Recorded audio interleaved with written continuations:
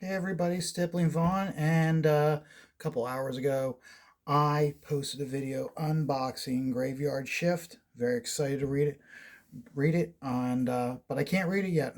Why? Because I haven't done Pirate Queen yet. I haven't done my review of Pirate Queen. That's not fair to Mandy and to Clint.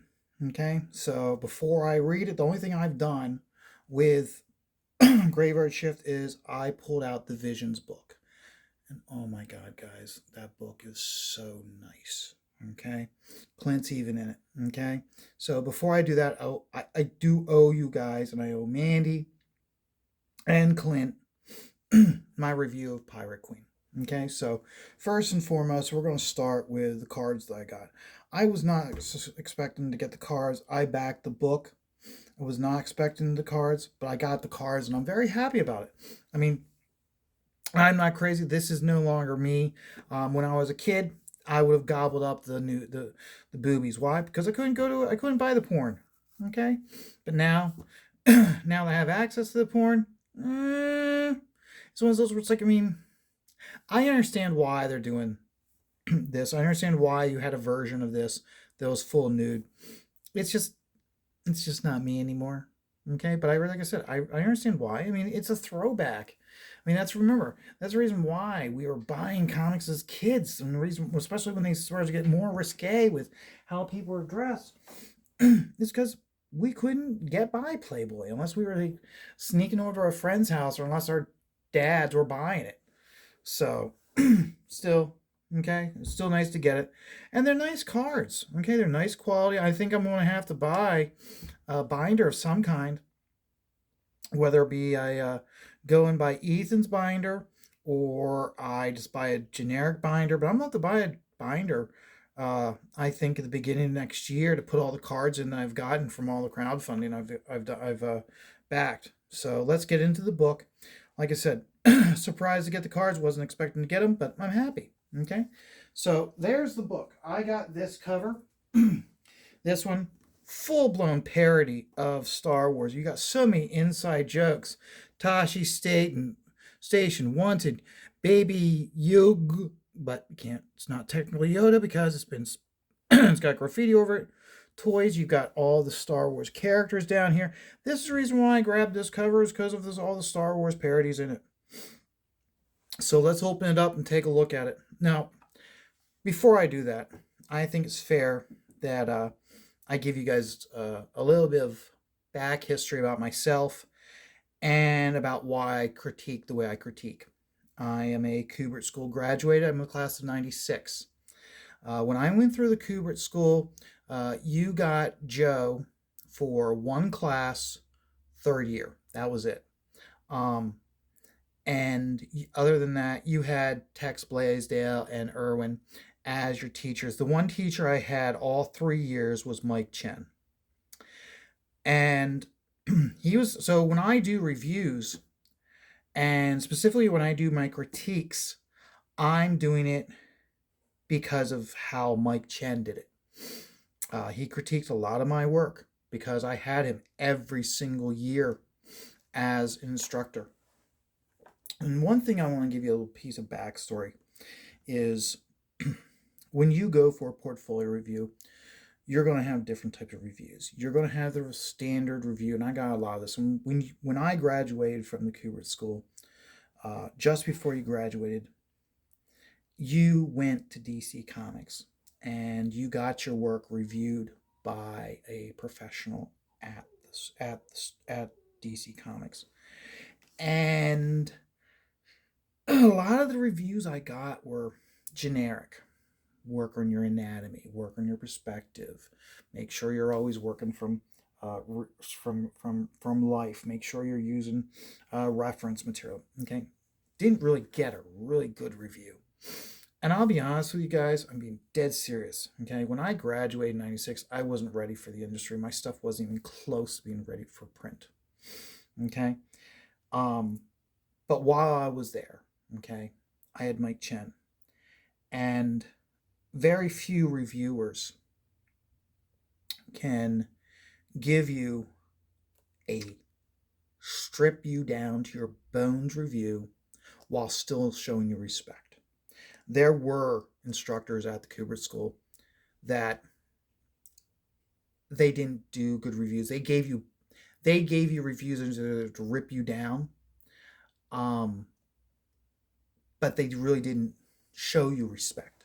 Okay, Mike Chen is the rare breed because it's very hard to give you a review to strip you down to your bones, but still show you respect. Mike Chen can do that. So if you ever have a chance to have your stuff reviewed by Mike Chen, I don't care whether you are a hobbyist or whether you are just starting doing crowdfunding or whether you're a seasoned veteran.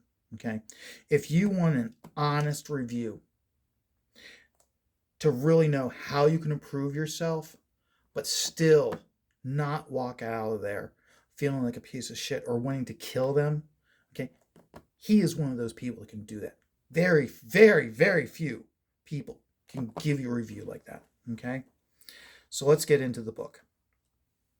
So, first thing I saw with this review was, when I opened up the book, was, okay, Mandy Summers is the writer, Clint Helinski is the artist, and then I looked at the colorists, and these are colorists I recognize right here. Andrew Dalhouse, okay, Dalhouse. He's working the mainstream. And then you go down and has the editor as Valentino, which makes me wonder if this book may have started as a proposal or was originally being worked out to be a book or an Image Comics. I'd be very curious to find out if that is true or not.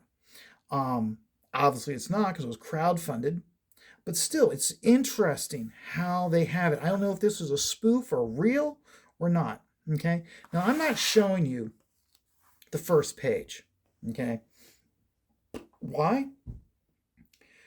Because I don't like showing away too much. If I do a full-blown flip through and you see all the pages, it gives away the book. And I do not want to do that. I want you to take this review and use it to make your own decision and decide if you want to back this book. Or what, not necessarily back this book, it's already come out. What I should say is whether you now wanted to go back Pirate Queen 2 and use the opportunity to get issue 1. Okay? Personally, I think you should, and I'll explain why. So, first thing is we're going to skip the front page. I want to go through I don't want to show you the first sequence. The only thing was the first sequence, it ends with, this will be concluded in book 2 of Pirate Queen, and then it starts with a whole new page. So this is, again, this is the first part of the first story, okay? And you can see, okay, there's a lot of influence of J. Scott Campbell, of Jim Lee, and as you go in the book, influence of Todd Nada, okay? Clint is showing his influences in this book, and that's a good thing, okay? It's a good thing to show who influenced you to go into this medium and do the work you're doing, okay? One quick thing before, as a sidebar, okay, to help me with this review, I literally just before I started this video, I put in post-its so I know what page to go to. If you're doing it and you're going to have a post-it on it for like 5, 10, 15 minutes, go right ahead, but don't leave post-its on your comics for a very long time, because specifically if you're buying the brand post-it, okay, if you leave this on, then you forget about it, and then like a month, a year later, if you go to peel this up, glue residue will stay behind, okay? I've done that, unfortunately, with some of my comic books, and some of my comic books on the covers have a residue because I wrote down who, because the book didn't list who the creative team was on the cover. I wrote it down, put it on the book itself, and unfortunately now I've got a couple comic books that have this residue. It's sticky, and it just, no matter how much you lightly rub it off, it just won't come off. So please don't do this on a regular basis, okay? So, but again, you can see Clint's influence, okay? It's obvious, okay? And he does a good job overall. Okay. Again, please don't understand, think I'm like nitpicking, I'm jealous of Clint. I'm not.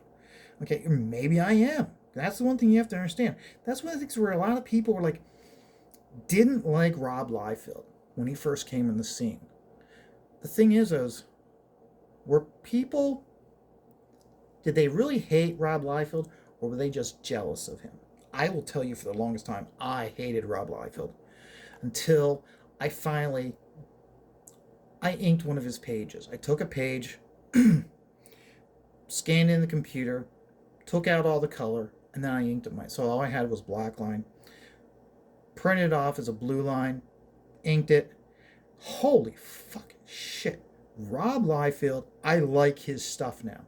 Okay? I would love the opportunity to stipple the hell out of his stuff. Okay? So it really comes down to jealousy. Okay? So take it as you will. Whether I'm being giving him a very good critique of his work, or whether I'm jealous, that is for you to decide. Okay?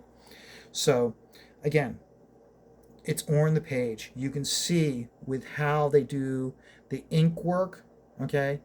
I can't do that. I'll tell you right now. I can't do this type of ink work, which is so image-esque from the 90s. Okay? I just can't do it.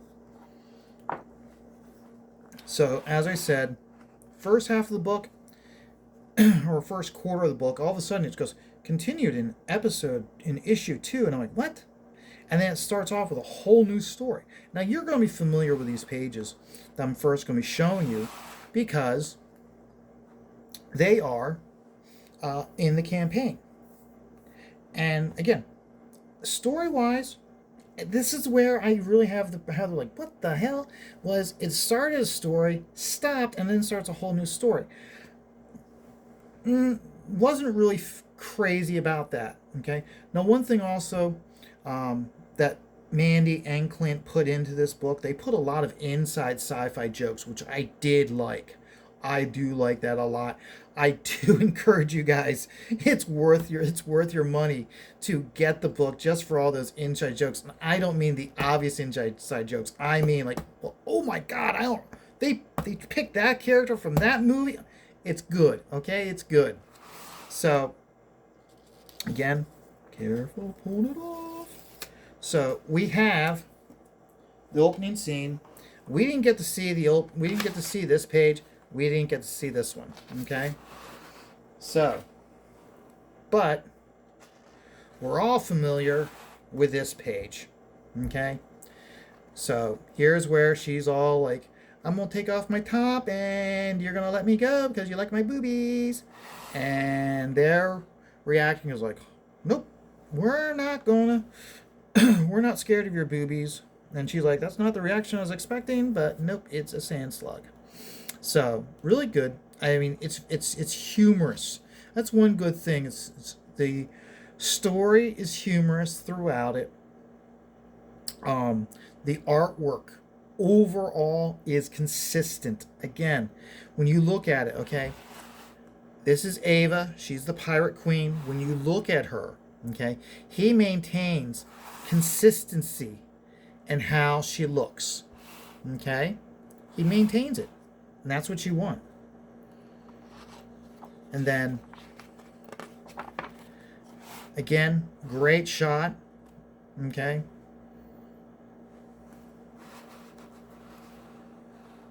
The only thing is I would say is there's a couple places where, like here specifically, okay,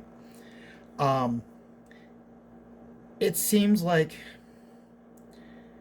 I know I'm not going to articulate this correctly, okay, so if you want to bash me for it, go right ahead. I mean, remember, when you provide a critique, it has to be, you can't just bash or call it crap. You have to provide something, okay?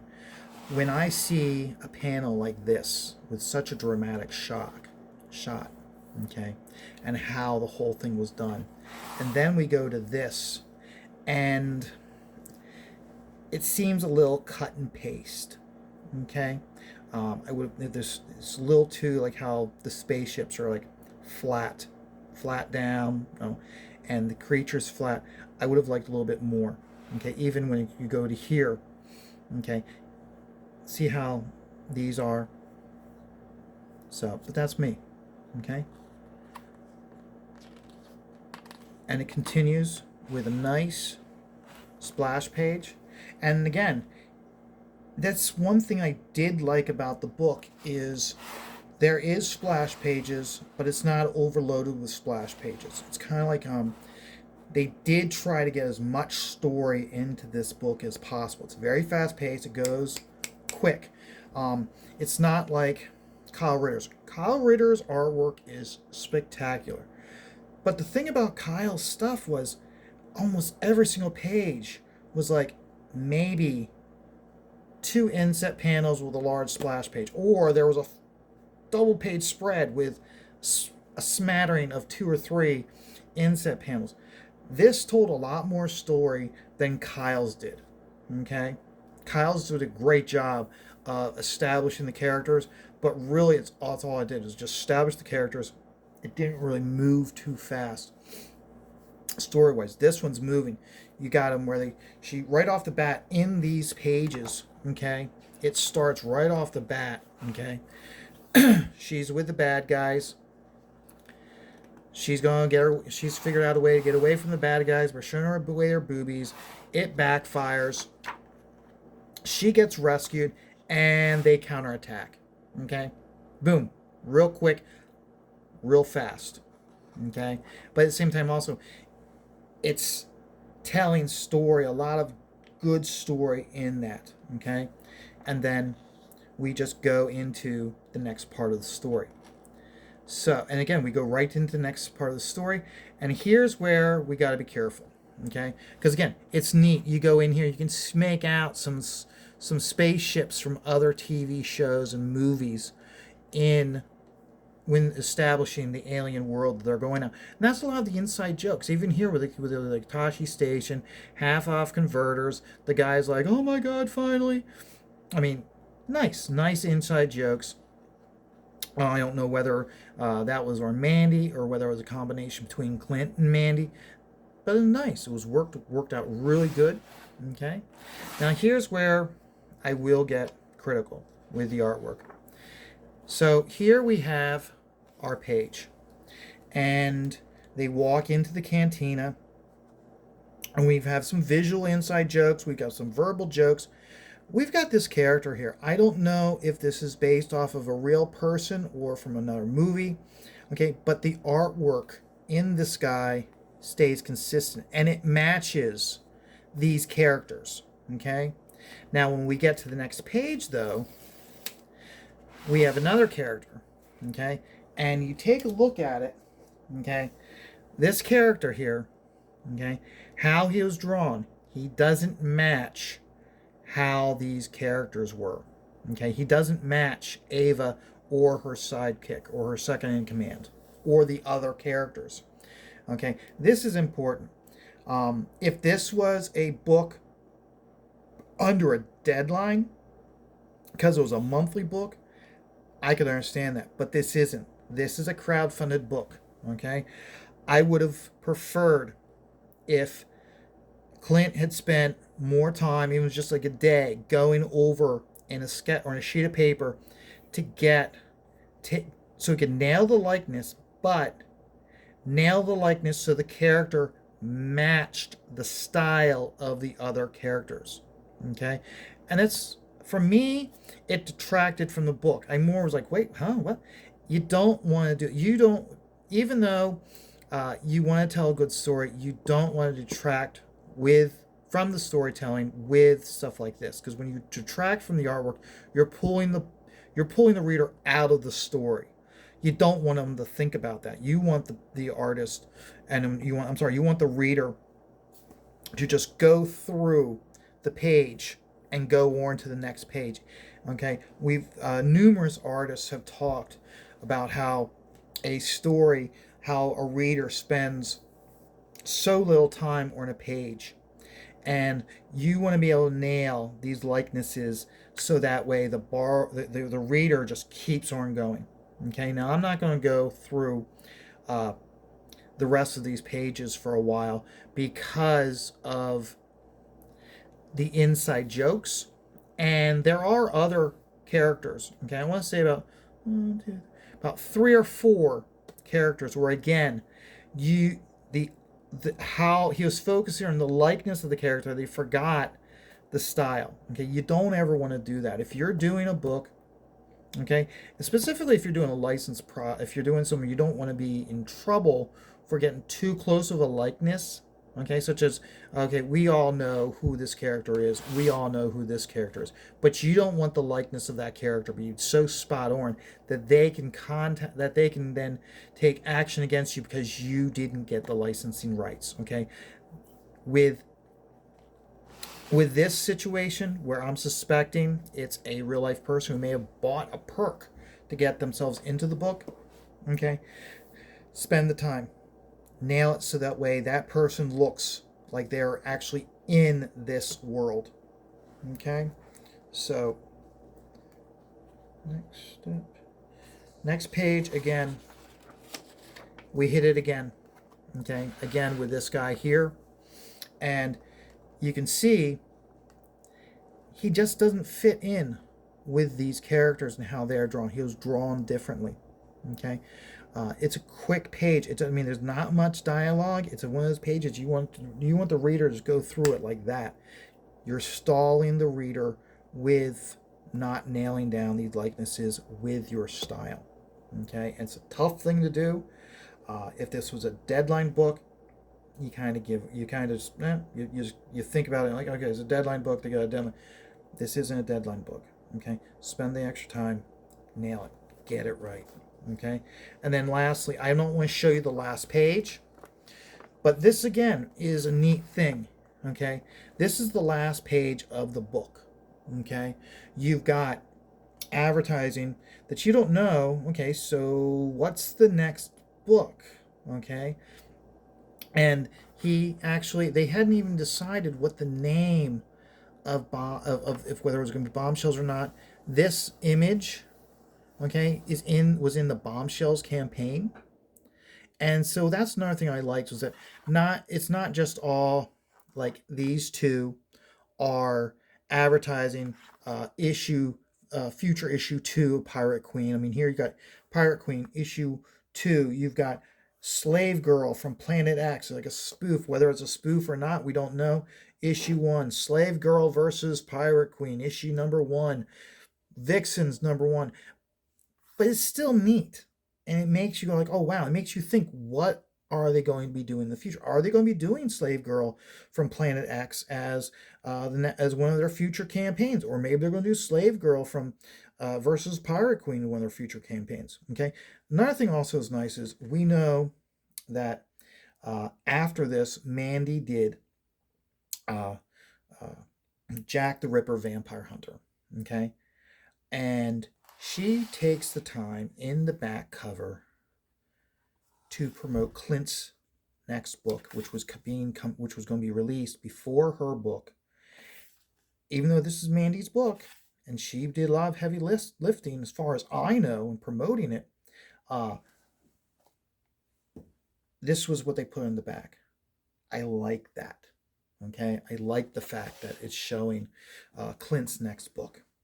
Okay, so that's my review. I would say, I mean, I am backing this book, okay, with issue number 2, and it is available right now for you to back, and I encourage you to.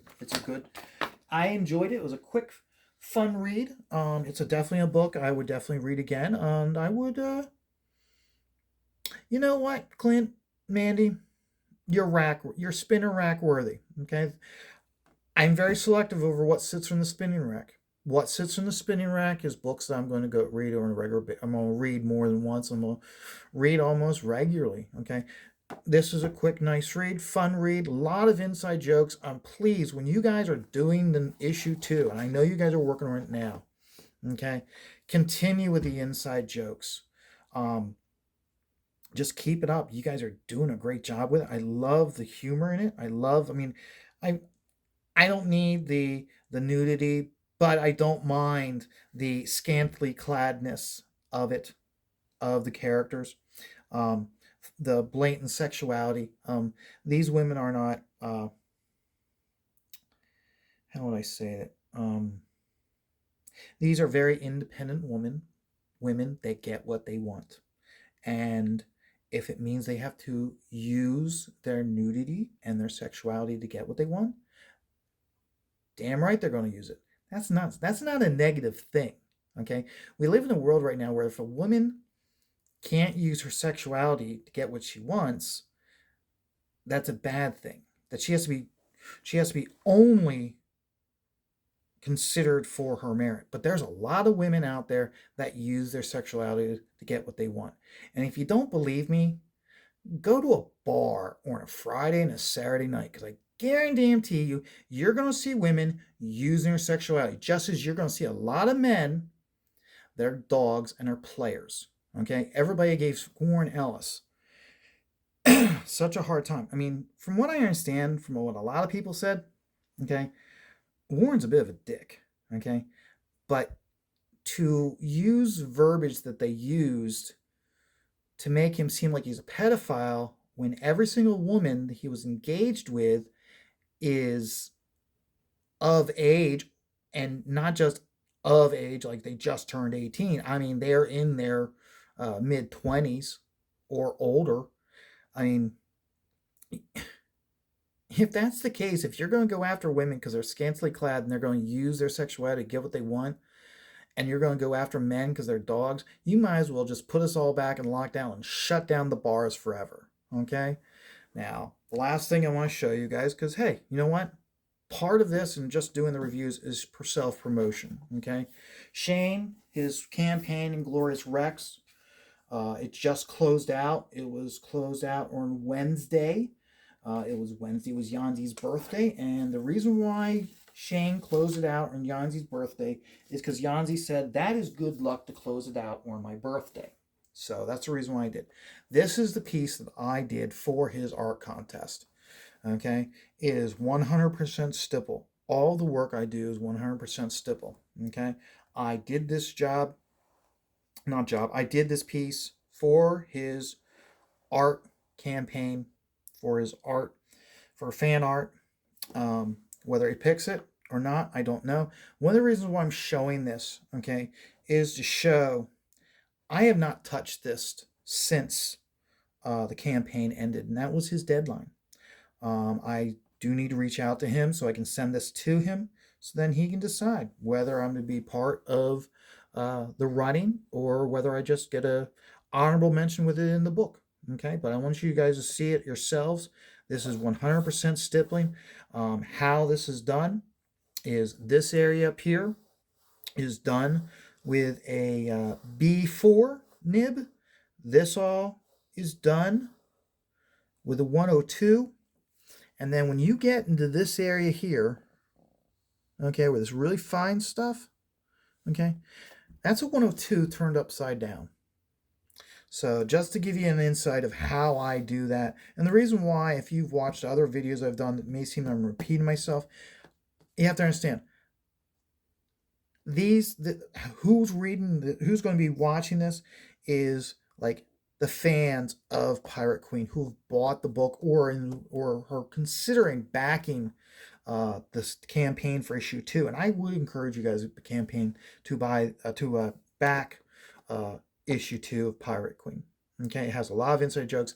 I know Mandy watched the unboxing video. I hope she watches this one. If she does, Mandy, please and continue to do those inside jokes. It made the book, and it made it really helped with just it helped with the visuals of moving along, and just not just having a crowd of people, but you have a crowd, and makes you it made you, when you go back through the book after your first initial read, and then you spot them. But I mean, like I said, though, I mean, personally for me, I would say I definitely I think more needs to be put into when you put in likenesses, or when you put in uh, when somebody buys their way in to have themselves as a character in the book, spend more time to nail down that likeness so it matches the style of the artwork in the book. So, guys, I hope you liked this review. Remember, I was not by any means trying to put down Clint. Okay, I like his stuff, but I had to be honest, and I hope Clint doesn't hate me for it. Like I said, I'm not good with reviews. I can't give a review the way Mike Chen does. And like I said, he's very good at like ripping you down, but showing you respect at the same time to make you better. I'm not that. Okay. So I hope you'll forgive me for that. If you can't, I'm not afraid to hear from you guys. Okay. I mean, if you like it, give me a like. If you want to give a comment on it, give a comment. I mean, Mandy gave me a comment on the unboxing video. I would like to see unboxing. I like to see videos, or not my videos, but I like to see comments on my video. So I can't get better. How can I get better if you guys aren't going to be telling me where I sucked, where I need to do better? Okay. So I hope you guys enjoyed this video. I hope you'll use this to decide whether you want to back Pirate Queen 2. I will, and I hope you'll join me. But until then, remember, take life one dot at a time.